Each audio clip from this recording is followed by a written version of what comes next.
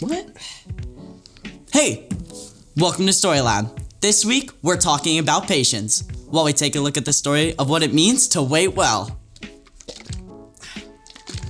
What is wrong with this bottle?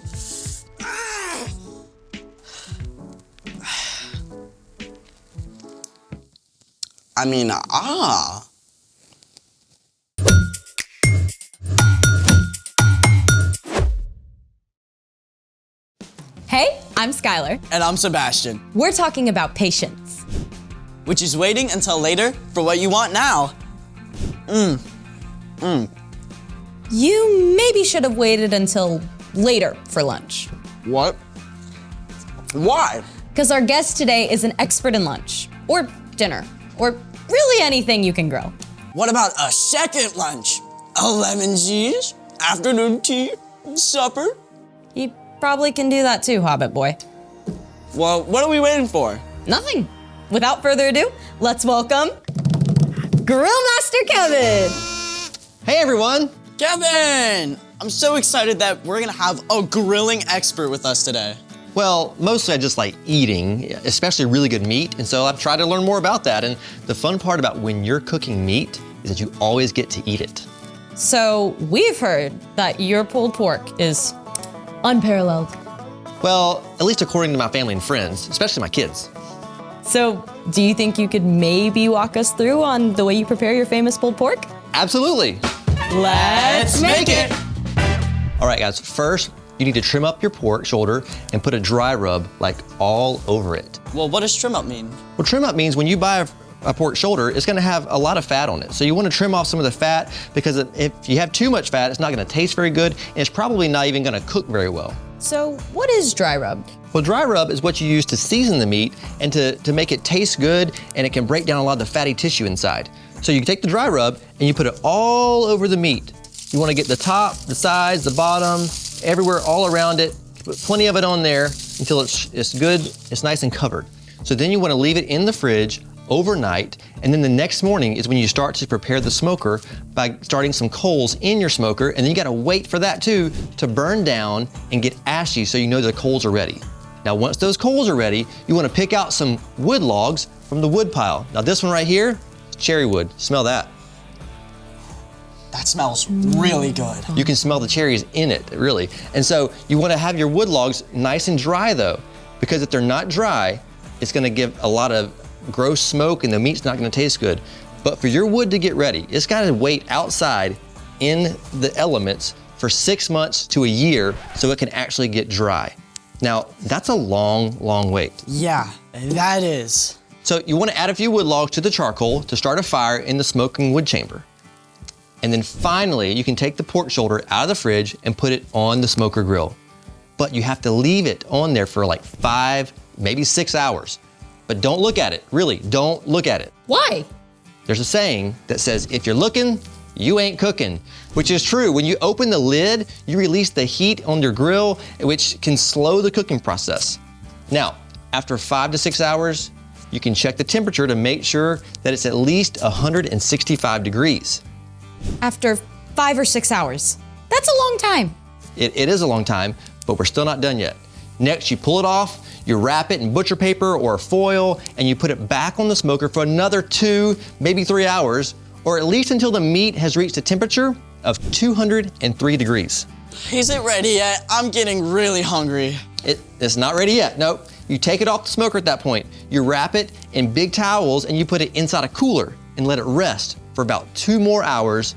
And then finally, at long last, you can pull it apart and start to eat it. 2 more hours? That totals close to 11 hours?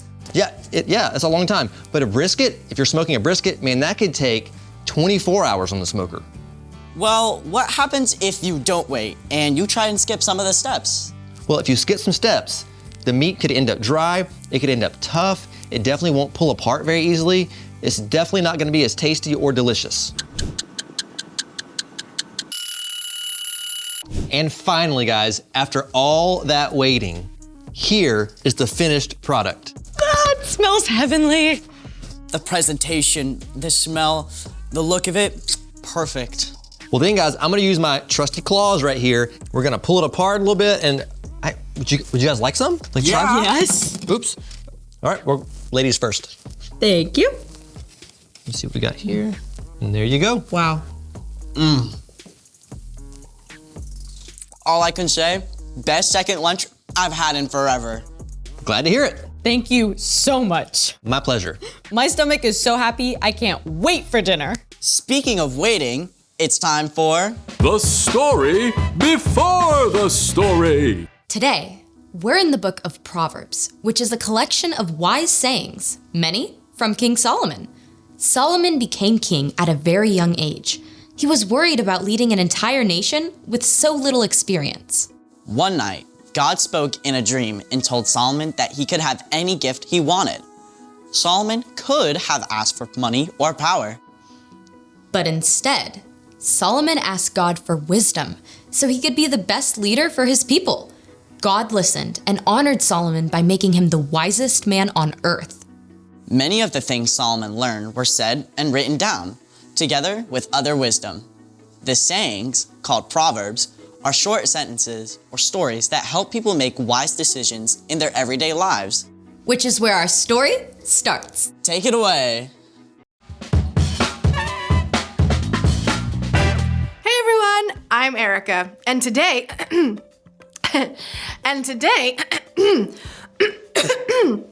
so sorry, hold on a second.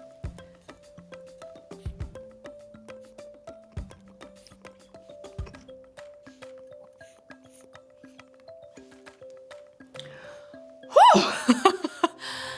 That's better.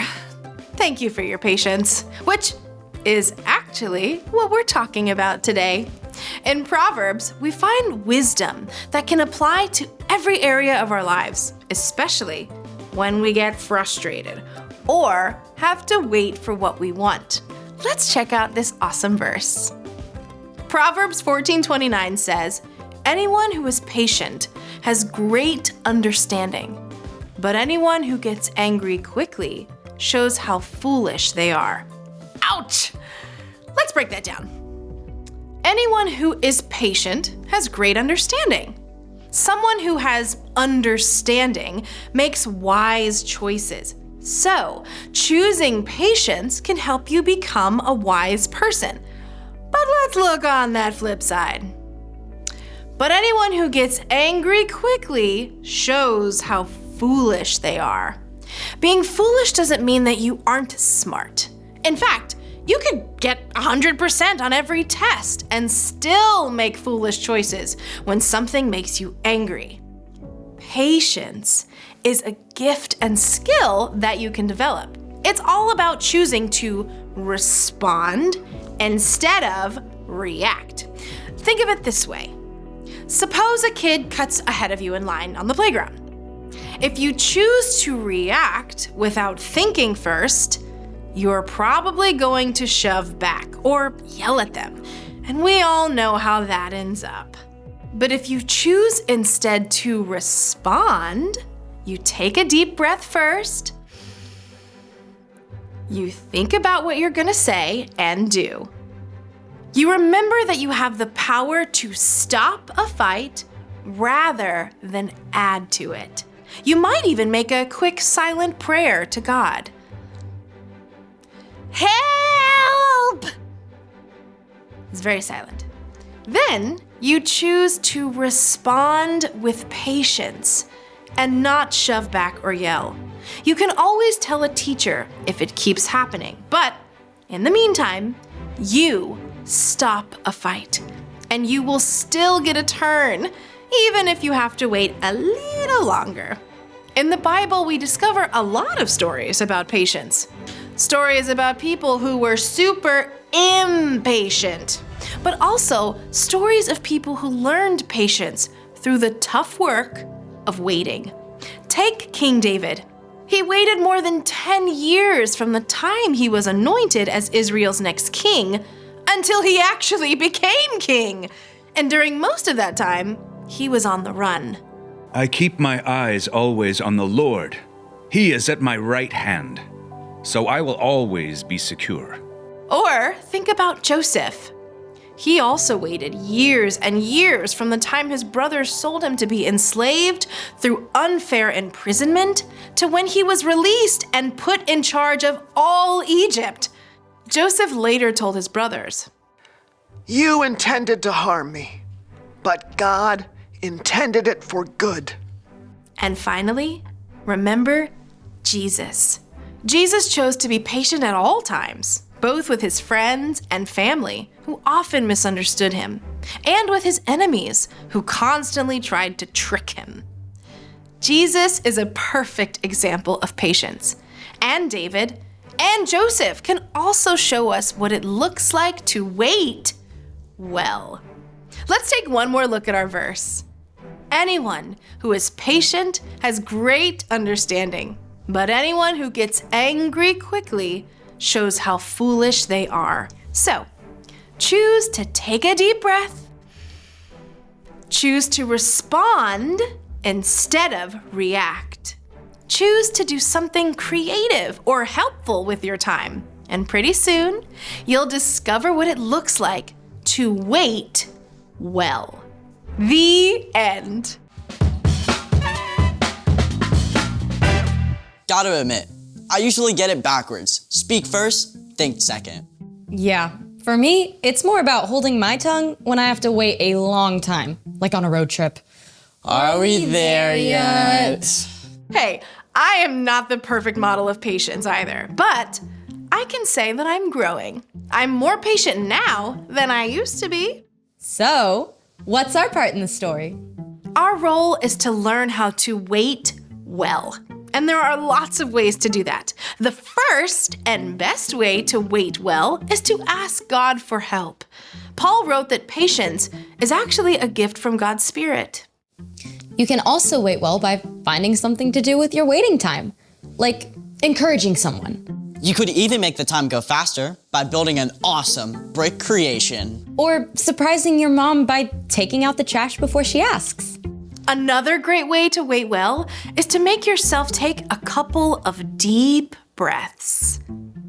And give yourself time to think before you react.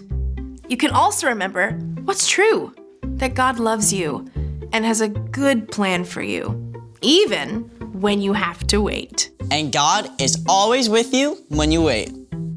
Even on a 10-hour road trip when your little brother is poking you in the backseat. Even then, I'll see you next time. Bye. So here's the thing. Waiting can make you wise. Waiting can also make you some really, really yummy food. It's still hours to dinner time. Yeah, but right now it's officially... Story Lab snack time. Yes! Yes it is. Thank you for joining us in the Story Lab. See you next time. Pickles. Kevin, it was so awesome of you to do our waiting for us. My pleasure. Singular Can't forget mine pickle. too. I like Story Lab snack time too. Don't forget the barbecue sauce. You gotta have barbecue sauce. That's the most important part.